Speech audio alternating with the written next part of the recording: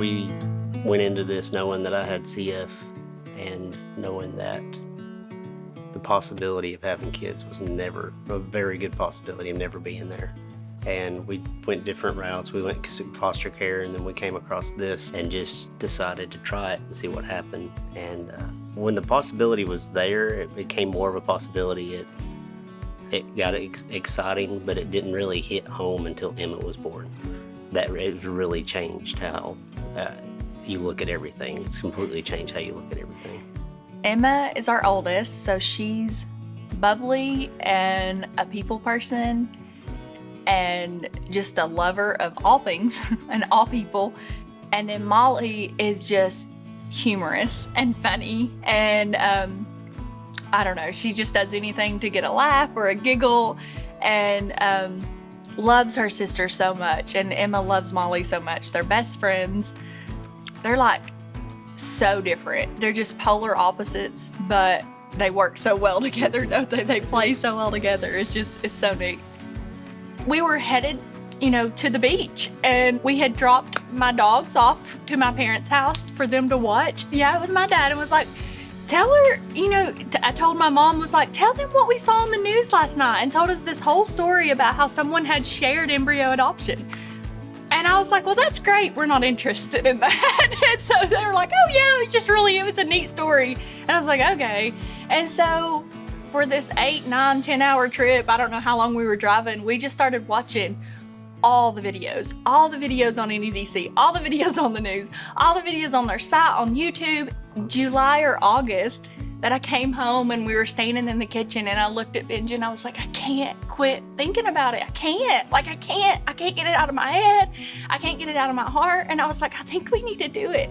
And he said the same thing. I remember the day that we did the appointment prior to the transfer. I remember standing up the front, and there was a thing there that said, would you like to share your story or whatever? And I remember thinking, if this works out and if they ask me to share my story, I will absolutely share our story, because I feel like that I owe it to someone else, because someone did that for me.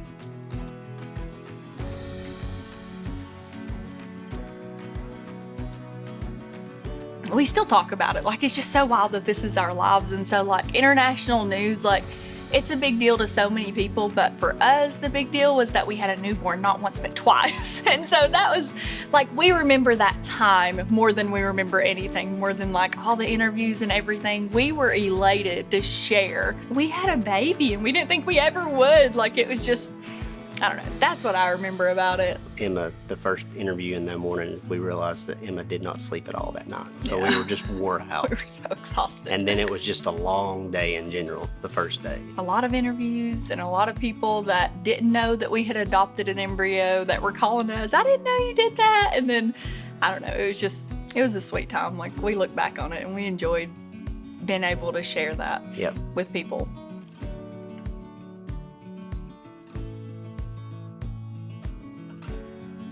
It's worth a shot. Just try it.